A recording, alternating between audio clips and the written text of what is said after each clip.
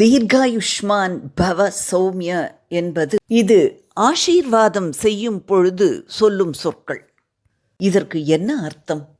நீண்ட ஆயுளோடு சௌக்கியமாக, அதாவது நலமாக இரு என்று அன்பாக வாழ்த்துதல் என்றுதானே நினைத்து கொண்டிருக்கிறோம். இதன் உள்பொருளை பார்ப்போமா? சூரியன் மற்றும் சந்திரனின் நிலை அடிப்படையில் 27 வகையான யோகங்கள் உள்ளன. இந்த 27 யோகங்களில் ஒரு யோகத்துடைய பெயர் ஆயுஷ்மான். பஞ்சாங்கத்தில் கரணம் என்பது திதியில் பாதி. இது ஒரு கால அளவு.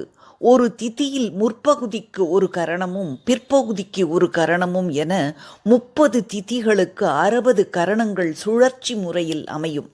இவை மொத்தம் 11 வகைப்படும். இதில் ஒன்றுதான் பவ. வார நாட்களில் சௌமியவாசரம் என்பது புதன்கிழமையை குறிக்கும்.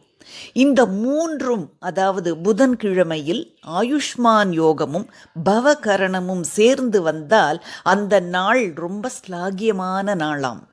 ஆதலால் ஆயுஷ்மான் பவ சௌமிய என்று இந்த மூன்றும் கூடி வந்தால் என்னென்ன நல்ல பலன்கள் கிடைக்குமோ அதெல்லாம் உனக்கு கிடைக்கட்டும் என்று ஆசீர்வாதம் செய்கிறேன் என்று அர்த்தமாம்.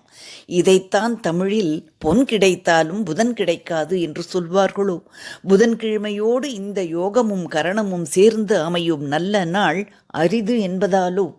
கிளிப்பிள்ளை மாதிரி சொல்லிக் கொண்டிருந்த இந்த எளிய வாழ்த்துக்கு இவ்வளவு ஆழ்ந்த அர்த்தத்தை காட்டிக் கொடுத்தவர் யார் தெரியுமா?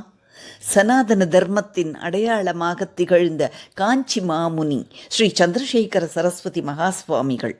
நம் மகா பெரியவா, வாழும் தெய்வமான மகா பெரியவா நம் அனைவரது இதயத்திலும் இன்றும் குடிக்கொண்டிருக்கிறார். அந்த ஞான மேருவிற்கு நமது ஆத்ம சமர்ப்பணம். To watch more videos, please press the subscribe button and the bell icon.